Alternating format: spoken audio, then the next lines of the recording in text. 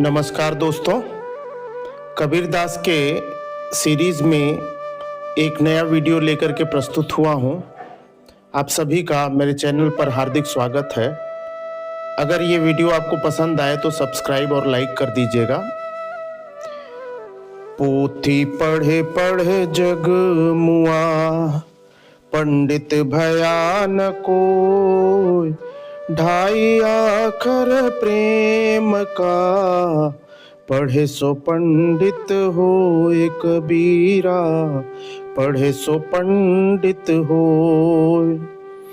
कबीरदास जी इस दोहे के माध्यम से ज्ञान के बाह्य आडंबर और आंतरिक सत्य के बीच का अंतर स्पष्ट करना चाहते हैं। यह दोहा हमें सिखाता है कि किताबी ज्ञान महत्वपूर्ण तो है, लेकिन प्रेम ही सच्चा और अंतिम ज्ञान है। कबीरदास जी उन लोगों पर व्यंग करते हैं जो जीवन भर केवल शास्त्रों, वेदों और पुस्तकों का अध्ययन करते रहते हैं। वे ज्ञान का संग्रह करने में तो सफल हो जाते हैं, पर उसे आत्मसात नहीं कर पाते। वे बाहरी तौर पर तो विद्वान कहलाते हैं, लेकिन उनका हृदय प्रेम और करुणा से शून्य होता है। उनकी पढ़ाई, उनका ज्ञान केवल उनके अहंकार को बढ़ाती है और वे सच्चे अर्थों में पंडित यानी कि ईश्वर को जानने वाले नहीं बन पाते हैं, और ज्ञान के व्यर्थ दौड़ में ही उनका जीवन समाप्त हो जाता है। जब कोई व्यक्ति वर्षों तक शास्त्रों और ग्रंथों का अध्ययन करता है तो उसके भीतर धीरे धीरे विद्वता का दंभ जन्म लेता है। यह अहंकार उसे दूसरों से ऊंचा महसूस कराता है।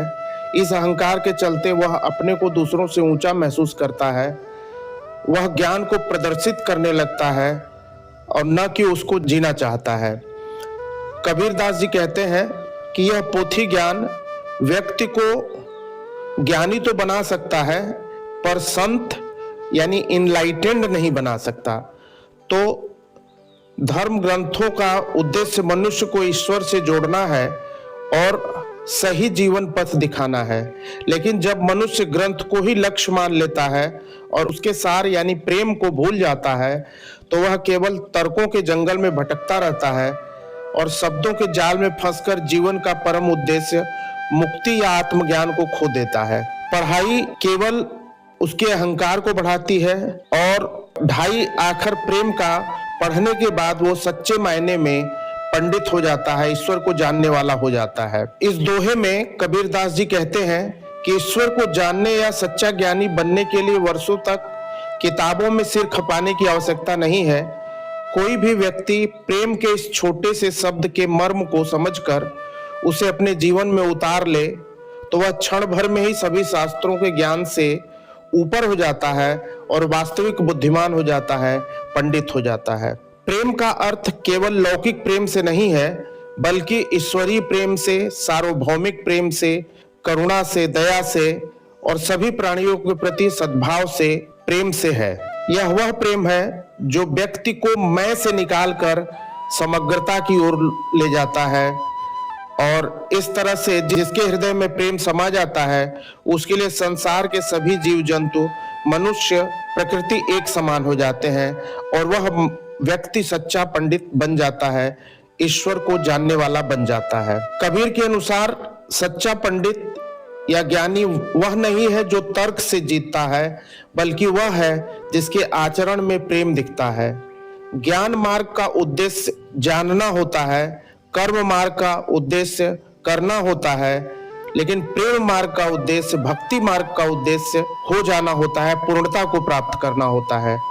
जब कोई व्यक्ति प्रेम के ढाई अक्षर को समझ लेता है तो वह पंडित हो जाता है, अर्थात उसके अंदर पूर्णता आ जाती है और पूर्णता जो है मुक्ति का कारण बनती है। यह दोहा कबीरदास के अनुसार, यह दोहा हमें अहंकार से करुणा की ओर और शब्दों से अनुभव की ओर और जटिलता से सरलता की ओर लौटने का आह्वान करता है। वह जीवन के जीने के सही तरीके को ज्ञान के सही तरीके के रूप में प्रस्तुत करता है। अतः सच्चा पंडित वह है जिसने अपने हृदय को प्रेम और करुणा से भर लिया है। कबीरदास जी का यह दोहा परिवार और समाज, इन दोनों क्षेत्रों में शाब्दिक ज्ञान और हृदय की संवेदना के बीच संघर्ष को सुलझाने का काम करता है। आज के समय में परिवारों में शिक्षा और सुख सुविधाएं तो बढ़ी हैं, लेकिन मानसिक दूरियां भी बढ़ गई हैं। यानी कि आपसी प्रेम कम हो गया है। एक माँ अपने बच्चे के दुख को बिना कहे समझ लेती है, क्योंकि उसने प्रेम के मर्म को समझ लिया है। अतः वह सच्ची पंडित है। परिवार में यदि प्रेम है तो वह स्वर्ग है, समाज में यदि प्रेम है तो वह सभ्यता है, अपने अंदर प्रेम है तो वह ईश्वर प्राप्ति है। कबीरदास जी का यह दोहा केवल दार्शनिक विचार नहीं है, बल्कि सोशल इंजीनियरिंग है, जिसे जीवन में अपनाया जाए तो परिवार और समाज की जटिल से जटिल समस्याओं का समाधान आसानी से हो सकता है। मित्रों, अब मैं कबीरदास के एक और दोहे की व्याख्या प्रस्तुत करता हूँ। दोहा है, धीरे धीरे रे मना, धीरे सब कुछ हो, माली सींचे सो घड़ा, ऋतु आए फल होए कबीरा, ऋतु आए फल हो। कबीरदास जी कहते हैं, यह दोहा धैर्य और समय के महत्व को समझाने वाला सबसे प्रभावशाली दोहा है। आज की भागदौड़ भरी जिंदगी में जहां हर कोई तुरंत परिणाम चाहता है, यह दोहा हमें शांति और निरंतरता का पाठ पढ़ाता है। कबीरदास जी कहते हैं कि इंसान का मन स्वभाव से उतावला होता है। हम आज बीज बोते हैं और कल ही फल की इच्छा करने लगते हैं। कबीरदास जी समझाते हैं कि संसार का नियम क्रमिक विकास में है। आप जितनी भी जल्दीबाजी कर ले, आप समय की गति को तेज नहीं कर सकते। यहाँ पे कबीरदास जी एक सुंदर उदाहरण देते हैं। जिस प्रकार एक माली अपने बगीचे के पेड़ को बहुत प्यार करता है और वह चाहता है कि पेड़ जल्दी फल दे दे, इसके लिए वह उसमें एक दो नहीं बल्कि सैकड़ों घड़े पानी डाल देता है, तो क्या बहुत ज्यादा पानी डालने से पेड़ अगले ही दिन फल देने लगेगा? नहीं। माली का काम सींचना है, मेहनत करना है। वह पूरी शिद्दत से, पूरी ईमानदारी से करता है, लेकिन फल का आना माली के हाथ में नहीं है, बल्कि समय या ऋतु के हाथ में है। यह पंक्ति जीवन का सबसे बड़ा दर्शन है। जब तक ऋतु या सही मौसम नहीं आएगा, तब तक पेड़ अपनी प्राकृतिक प्रक्रिया को पूरी नहीं करेगा। इसी प्रकार हमारे जीवन के प्रयास तब तक सफल नहीं होंगे जब तक उनका उपयुक्त समय नहीं आ जाएगा। सफलता रातों रात नहीं मिलती है। जिस तरह बीज को वृक्ष बनने में समय लगता है, उसी तरह हमारे प्रयासों को फल देने में समय लगता है। माली को पानी देना नहीं छोड़ना चाहिए। यदि वह यह सोचकर पानी देना बंद कर दे कि अभी फल नहीं आ रहे, तो पौधा सूख जाएगा। उसी तरह से हमें भी अपने निरंतर प्रयास करते रहना चाहिए, सफलता जरूर मिलेगी। ब्रह्मांड की हर चीज एक निश्चित समय चक्र का पालन करती है। हम प्रकृति के नियमों के विरुद्ध जाकर अपनी इच्छाएं समय से पहले पूरी नहीं कर सकते। आज के दौर में हम सफलता तुरंत पाना चाहते हैं, जबकि यह दोहा हमें सिखाता है कि कौशल, अनुभव और सफलता, परिपक्वता के लिए समय चाहिए।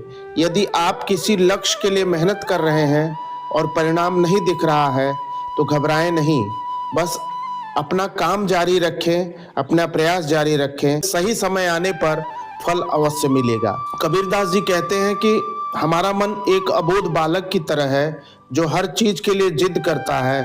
आज की मेहनत का फल आज ही चाहता है। जब हमें सफलता नहीं मिलती तो मन टूट जाता है।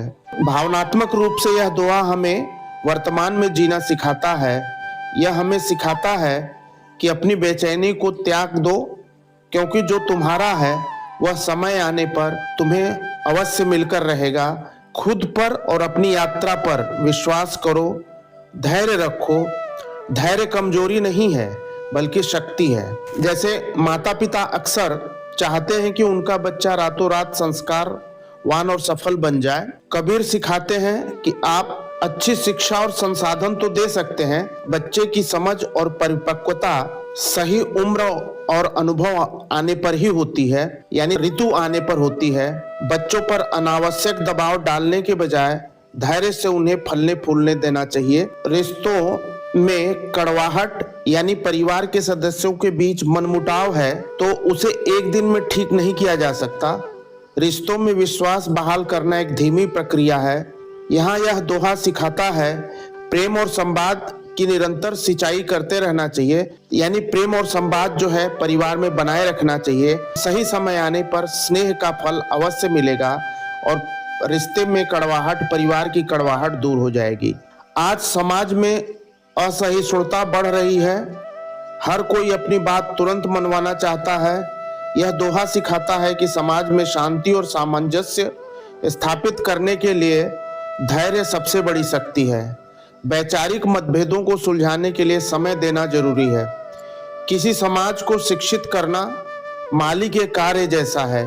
शिक्षक और सुधारक ज्ञान तो दे सकते हैं, लेकिन उस ज्ञान का समाज के व्यवहार में परिवर्तित होना समय की मांग करता है। निष्कर्ष यह है कि परिवर्तन थोपा नहीं जा सकता, उसे विकसित किया जाता है। बेटा बेटी हो, पति पत्नी हो या समाज का कोई वर्ग, हर किसी के बदलने की अपनी गति होती है। यदि हम माली की तरह धैर्यवान बन जाएं, तो हम बिना किसी हिंसा या द्वेष के एक सुंदर परिवार और समृद्ध समाज का निर्माण कर सकते हैं। धन्यवाद।